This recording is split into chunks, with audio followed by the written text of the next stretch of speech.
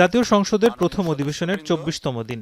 শুরুতেই রাষ্ট্রপতির ভাষণের উপর আলোচনা হওয়ার কথা, তবে আইনমন্ত্রী অনির্ধারিত আলোচনার জন্য সুযোগ চাইলে সময় দেন স্পিকার।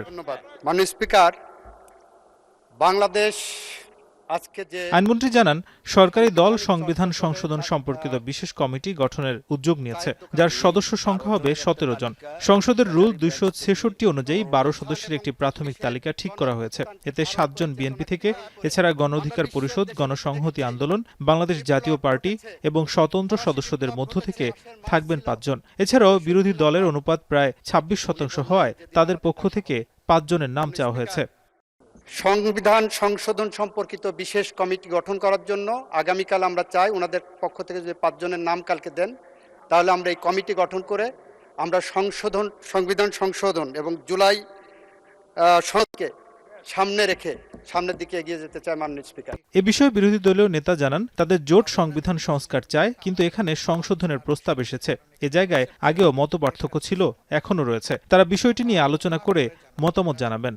আমরা চেয়েছি রিফর্ম, আর এখানে হচ্ছে আপনার অ্যামেন্ডমেন্ট। এই জায়গাটায় আগেও আমাদের ডিফারেন্স ছিল, এখনো এটা আছে। তো আমরা সেই রকম ওনাদের যে প্রস্তাব ওনারা দিয়েছেন সেটাকে আমরা নিলাম, শুনলাম, বাট আমরা পরে জানাবো, এখনই আমরা কিছু বলছি না এই ব্যাপারে।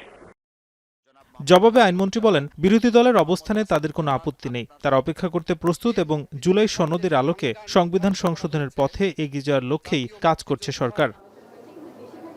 পরে সরকার দলীয় চিফ হুইপ সাংবাদিকদের বলেন, সংবিধান সংশোধনের জন্য বিশেষ কমিটির গঠনে আগামী অধিবেশনেই সব দল ঐকমত্যে পৌঁছবে বলে আশাবাদী তিনি।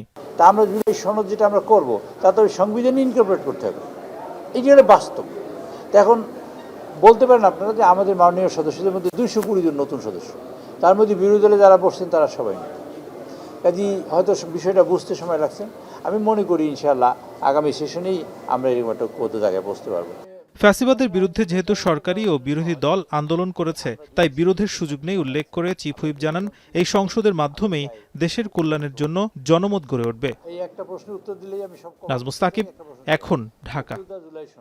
নায়াসিনামাইড ও স্যালিসাইলিক সমৃদ্ধ লিলি ফেস ওয়াশ, যা ফেসের ডেড স্কিন সেল দূর করে দেয় দ্বিগুণ ফাস্টার ব্রাইটেনিং।